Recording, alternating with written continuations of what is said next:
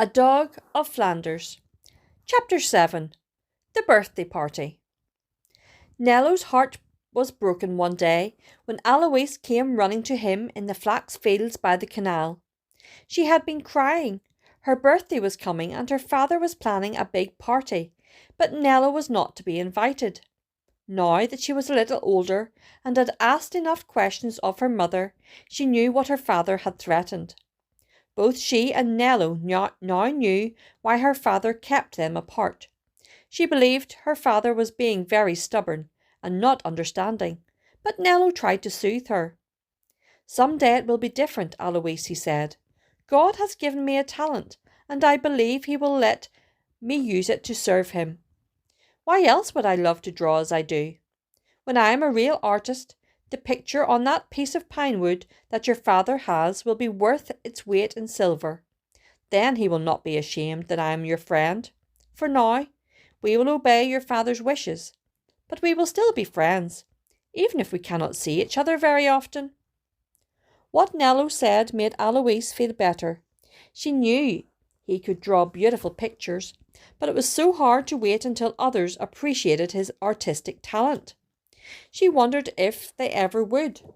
He was so poor and his opportunities so few. Her father really thought he was looking out for her good. He loved her and wanted only what he thought was best for her. For now, she would be content. At least she could see Nello and Patrash sometimes. Because Nello understood how she felt, she admired him even more. It was so special to have a friend with whom you could talk about everything, and someone who trusted God so completely. She and Nello were far from very different backgrounds, but Alois felt as though he were her big brother. "I will watch for you and Patrash at the mill," she promised as she ran back across the field. Nello and Patrash went on their way too. They had work to do, and Grandfather Yehan was expecting them back before long. As they walked through the flax, Nello dreamed of the future when God would allow him to become the artist he already was in his heart. He would travel to cities in Italy and France, and then he would come back to old, familiar Flanders. Everyone would be glad to see him, especially Alois. Even her father would welcome him into their house. The piece of pine wood would not be hanging over the fireplace in the kitchen beside the cuckoo clock. It would be in a beautiful gilded frame over the fireplace in the living room. Mr. Cogges would point it out to all his visitors and say, "The great artist Nello drew this. It is a picture of Alois when she was a little girl, and the dog was Nello's pet. Alois and Nello were always best friends." They would remember that he had once been nothing more than a beggar, and would have starved had it not been for the faithful Patrash. He stopped and patted Patrash's heavy fur. What would he and Grandfather Yehan have done if God had not brought Patrash to them? He fancied that some day he could buy Grandfather Yehan fine clothes to keep him warm in the cold, damp winter, and that he would buy Patrash a gold collar. Some day he would have a fine big home by the canal. He would invite all the poor people to come and visit him. Everyone in the village would be welcome to his house. He would fix up the old grey church too, and some of his pictures would hang on the walls inside, just as Rubens' pictures hung in the big church in Antwerp. People would come to the church and hear of God's love for them, and they could freely look at his pictures. If they thanked him, he would say, "Do not thank me, thank God. He is the one who gave me the talent and desire to paint. I just gave my life and talent to him.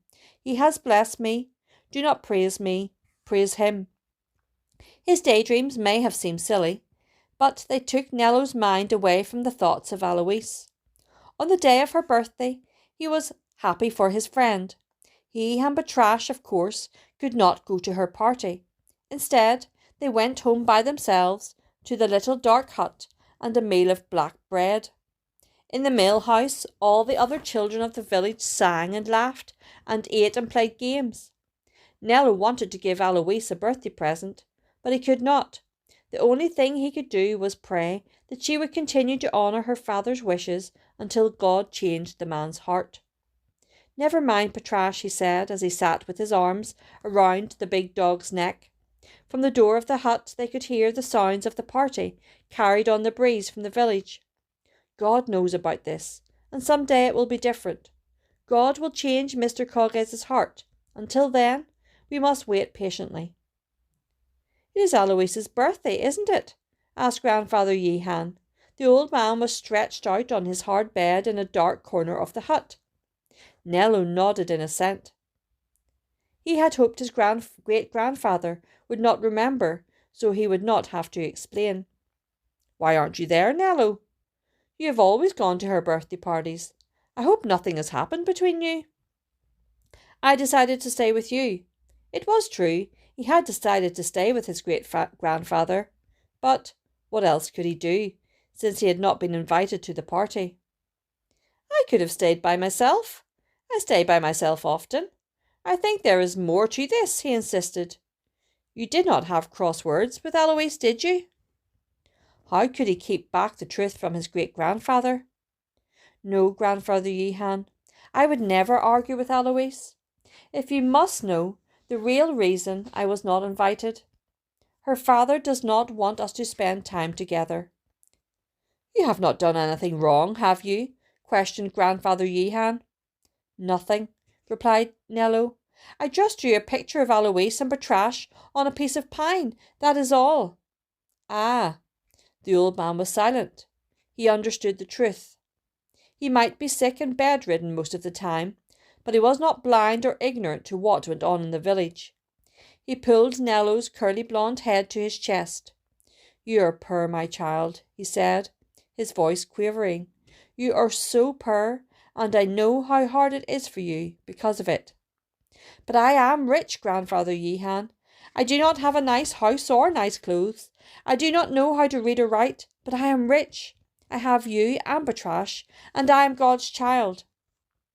To himself he thought, God has blessed me with a special talent, and some day Mr. Cogges will not be ashamed for me to visit his house. He went and stood by the door of the hut in a quiet autumn night, and watched the stars trip by and the tall poplars bend and shiver in the wind. He could see all the bright lights shining from the mill house. He could hear the merry laughter of children's voices. He believed what he had told Grandfather Yehan. Still, that did not make it any easier. Tears fell down his cheeks because it hurt to be left out. He stayed there, looking toward the village and listening until all was quiet and dark. Then he and Patrash went inside and slept.